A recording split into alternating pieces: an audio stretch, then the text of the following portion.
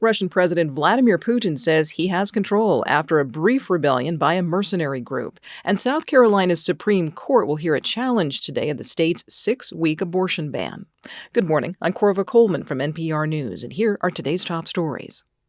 Russian President Vladimir Putin is reestablishing control over his country. He gave a speech late last night. This follows a short-lived rebellion by the mercenary Wagner Group. That lasted a day and ended when Wagner founder Yevgeny Prigozhin agreed to go into exile in neighboring Belarus. NPR's Charles Maine says it's not quite clear if Prigozhin is there yet. Belarusian media today reported that a plane believed to be used by Prigozhin landed in Minsk, the capital of Belarus, this morning. Also, Russia's Federal Security Services, the FSB, announced this morning they dropped this insurrection charge against Prigozhin and the rest of the Wagner fighters. The question now seems to be whether Prigozhin will keep his end of whatever bargain he made with Putin. NPR's Charles Main's reporting.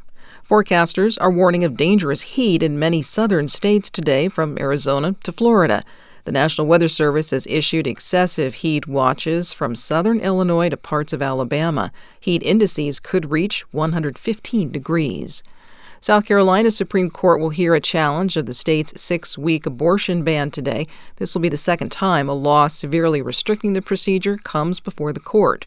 South Carolina Public Radio's Maayan Schechter has more. Lawyers for GOP leaders will be back at the state's high court to defend the latest effort by legislators to impose strict limits on abortion.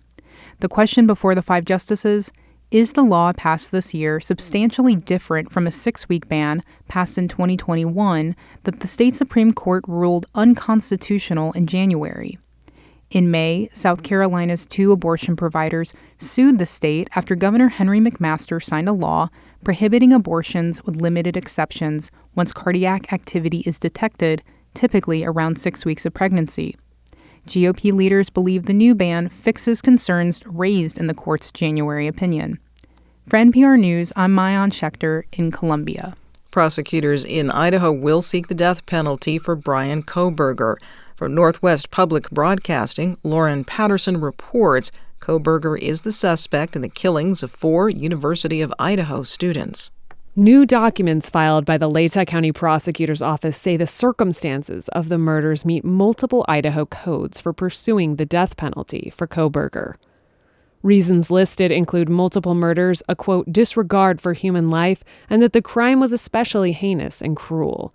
All of the victims were stabbed to death.